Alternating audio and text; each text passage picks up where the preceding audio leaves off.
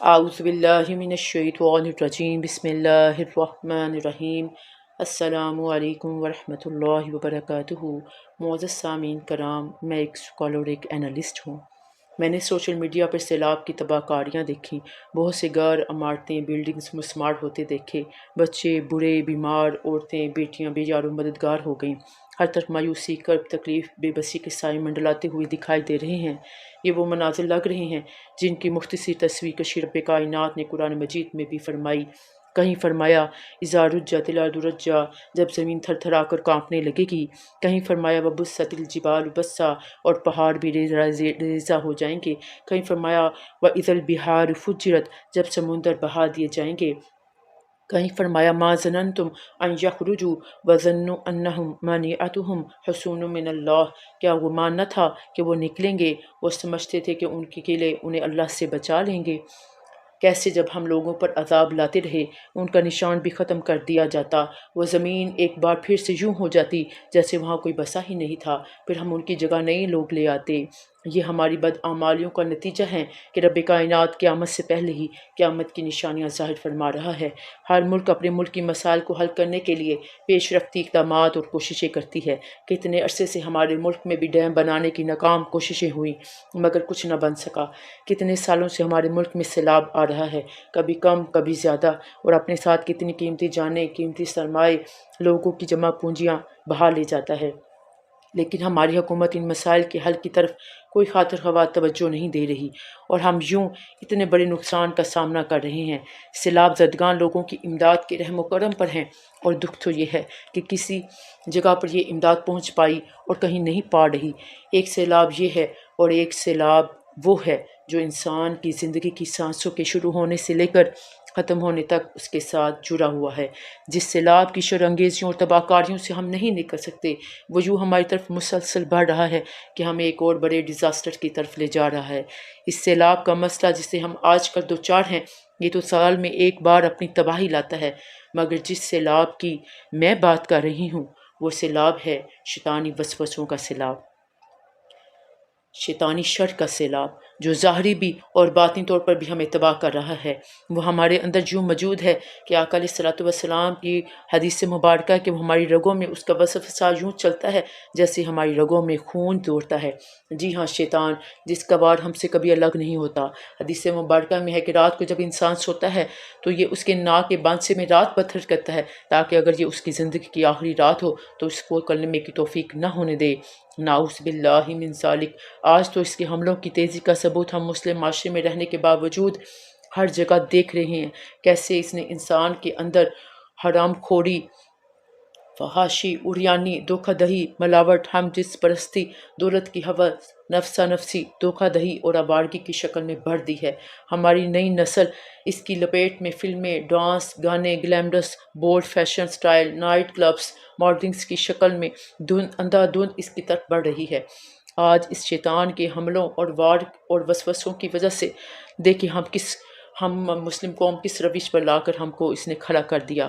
آج بیٹی جس کو رب کائنات نے عورت کا خوبصورت ٹائٹل عطا فرمایا، یہ عورت، اس کو کہا گیا کہ یہ عورت ہے، یعنی پردے میں چھپانے والی چیز، مگر یہ بیٹی مگر بھی دنیا اور شیطان کے جانسے میں آ کر کیسے میرا جسم میری مرضی کی دعوے دار ہو گئی، کیسے اس نے مرد کے شانہ بشانہ کھڑے ہونے اور برابری کے حقوق کے لیے یہ مستعد ہو گئی۔ اسلام جس نے اس کی ذات کو زندہ درگور ہونے، چوراہوں میں لا کر بیچی جانے اور وراثت میں کچھ بھی حصہ نہ پائے جانے کے باوجود اس کو وقار دیا، اس کی عزت و عظمت میں اضافہ کیا، اس کو زندگی اور تحفظ دیا، لیکن ہماری بیٹیوں نے کیسے اسلام کی طرف سے ملنے والی ان قدروں کو پامال کر دیا۔ کیسے اس بیٹی نے گھر کی چار دیواری کو قید خانہ کہہ دیا۔ یہ چار دیواری تو اس کی حیا کا قلعہ تھی، اس کے سر کی چادر اس کی عزت کا امین ہے، اس کے برقعے کی سربڈیں اس کی عصمت کا تہ بند ہیں۔ کیسے اس بیٹی نے کہہ دیا کہ حیا تو نگاہ میں ہوتی ہے، دل میں ہوتی ہے۔ اگر ایسا ہے تو ہمارے پیارے نبی کریم صلی اللہ علیہ وسلم اور ان کی نختر نیک اختر سے بڑھ کر، سیدہ فاطمہ الزہرا سے بڑھ کر کس کا دل و نگاہ پاک ہو سکتی ہے؟ آقا علیہ الصلوۃ والسلام تو خیمے میں موجود کنواری لڑکی سے بھی بڑھ کر حیا فرمانے والے تھے۔ آقا علیہ الصلوۃ والسلام نے ایک دفعہ اپنی پیاری بیٹی سے پوچھا، اے میری پیاری بیٹی، بتاؤ عورت کی سب سے اچھی صفت کیا ہے؟ تو عرض کرنے لگی عورت کی سب سے اعلیٰ خوبی یہ ہے کہ نہ وہ کسی غیر محرم کو دیکھے اور نہ ہی کوئی غیر محرم اس کو دیکھے۔ سیدہ فاطمہ کی حیا کا عالم تو یہ تھا کہ عورتوں کا جنازہ بغیر پردے کے نکلنا پسند نہ فرماتی تھی۔ اسی بنا پر اپنی وفات سے پہلے وصیت فرمائی کہ میرے جنازے پر کھجور کی شاخوں کے ذریعے کپڑے کا پردہ ڈال دیا جائے اور میرا جنازہ رات کے وقت میں اٹھایا جائے۔ حضرت حسن رضی اللہ تعالیٰ عنہ فرماتے ہیں کہ میں نے بیٹا ہونے کے باوجود کبھی اپنی والدہ کے سر کا بال بھی نہیں دیکھا تھا۔ حضرت فاطمہ الزہرا کی زندگی دختران اسلام کے لیے ایک مکمل یونیورسٹی ہے۔ تاریخ شاہد ہے جب تک عورت نے خود کو گھر کی چار دیواری اور حیا کی چادر میں لپیٹے رکھا وہ محفوظ رہی۔ جیسے ہی اس نے حیا کے اس لبادے کو بوجھ اور گھر کی چار دیواری کو قید خانہ کہا وہ تار تار ہو گئی۔ آج بھائی جو بہنوں کی عزتوں کے رکھوالے تھے لٹیرے بن گئی۔ باپ جسے بیٹی کی عزت کا امین کہا جاتا تھا آج ان کا بیوپاٹ بن گیا۔ فرشتہ صفت انسان شہوت کا درندہ بن گیا۔ قرآن میں نہ صرف عورت کے لیے بلکہ مردوں کے لیے بھی حیا کا اور شرمگاہ کی حفاظت کا حکم دیا گیا۔ فرمایا گیا وہ مرد اپنی نگاہوں نیچی رکھیں اور عورتیں بھی اپنی نگاہیں نیچی رکھیں۔ لیکن شیطان کی وسوسوں اور ان کے شر کے سیلاب نے ہماری اسلامی تہذیب کا حسن و جمال چھین لیا۔ عریانی بڑھ گئی، عورت کے چہرے سے نقاب، مرد کے چہرے سے داڑھی کی سنت چلے گئی، جسم سے کپڑے کم ہو گئے، سر سے دوپٹے چلے گئے اور آج وہ چوراہوں پر بکنے لگی۔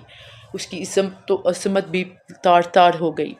رب کائنات نے تو اس کی عزت کو اس قدر بڑھا دیا کہ جنت کو اس کے قدموں میں لا کر رکھ دیا، مگر بھی تہذیب اور شیطان کے وال نے ہماری مسلم قوم سے اور ہماری نئی نسل سے اسلامی وضاقت کو یکسر نظر انداز کر دیا، سارا حسن و جمال چھین لیا۔ مرد جس کو گھر کا رکھوالا کہا گیا کہ یہ اپنے گھر کا حکمران ہے، اس کے اہل خانہ اس کی رعایا ہیں اور ہر حکمران سے اس کی رعایا کے بارے میں پوچھا جائے گا تو کل قیامت کے روز یہ کیا جواب دے گا؟ کیسے اس نے خود کو اور اپنی بیوی کو یا اپنی بیٹی کو، اپنی ماں کو، بہن کو اسلامی حدود اور قیود اور حجاب وغیرہ کا تمثل اڑا کر اسلامی تہذیب کا رنگ اس کے اوپر چڑھانے پر وہ بہادر ہو گیا۔ یہ سیلاب، یہ بیماریاں، یہ سونامیاں اللہ تعالیٰ کی طرف سے ہمارے لیے ایک الارم ہے۔ یہ بھی اس کا ایک احسان ہے کہ وہ ہمیں اس طرح کے نقصانات سے دوچار کر اپنے قہار ہونے اور اپنے جبار ہونے اور اپنی پکڑ سے ڈرا رہا ہے۔ ہمیں تنبیہ فرما رہا ہے کہ ہم اپنے آپ کو، خود کو، اپنے معاشرے کی اصلاح کریں۔ ان فحاشیوں، عریانیوں، زناکاریوں کا جو بازار گرم ہے اس کے خلاف آواز اٹھائیں۔ یہ نہ ہو کہ ہم سب اگر خاموش ہو جائیں تو پھر جب اللہ کا عذاب آئے تو ہم سب قصورواروں کے ساتھ بے گناہ بھی لپیٹے جائیں۔ قرآن مجید میں ہے کہ خدا نے آج تک اس قوم کی حالت نہیں بدلی کہ جس کو اپنی حالت کے بدلنے کا خیال خود نہ ہو۔ اب وقت ہے، اگر ہم نے اپنی غلط روش کو نہ بدلا، اسلامی تہذیب اور نبی کریم صلی اللہ علیہ وسلم کے اسوہ نور کے مطابق اپنی زندگیاں نہ ڈالیں، ان سنتوں کی اتباع نہ کی اور اپنے گھروں میں اسلامی ماحول کی ترویج نہ کی تو پھر یاد رکھیں قیامت تک اس طرح کے سیلاب آتے رہیں گے اور ہماری دنیاوی زندگیوں کا بھی سرمایہ بہا لے جائیں گے اور ہماری بدعمالیوں کے نتیجے میں جہنم کو بھی ہمارے لیے بھڑکا دیں گے۔ کاش ہماری زندگیاں سنت مصطفیٰ صلی اللہ علیہ وسلم کی خوبصورت اسوہ حسنہ کے مطابق ڈھل جائیں، ہم سر سے لے کر پاؤں تک اور ہماری نسلیں بھی اسلامی رنگ میں نہا جائیں۔ میری دل کی گہرائیوں سے یہ تمنا ہے کل قیامت کے روز کاش منادی دینے والا یہ ندا دے، ہمارے بھائی، بیٹے، باپ، شوہر جب میدان محشر میں جمع کیے جائیں تو صدا بلند ہو، وہ دیکھو نبی کے عاشق اور غلام چلے آ رہے ہیں۔ ہم عورتوں کے بارے میں صدا آئے، وہ دیکھو سیدہ فاطمہ الزہرا کی لونڈیاں اور کنیسیں چلی آ رہی ہیں۔ ہمارا رب ہم سے کاش راضی ہو جائے، جن بدعمالیوں کی وجہ سے ہم نے اپنے رب کو ناراض کر دیا، ہمیں وہ سچی توبہ کی توفیق دے دے، ہمیں اپنی پکڑ سے محفوظ رکھ لے، اپنے قہر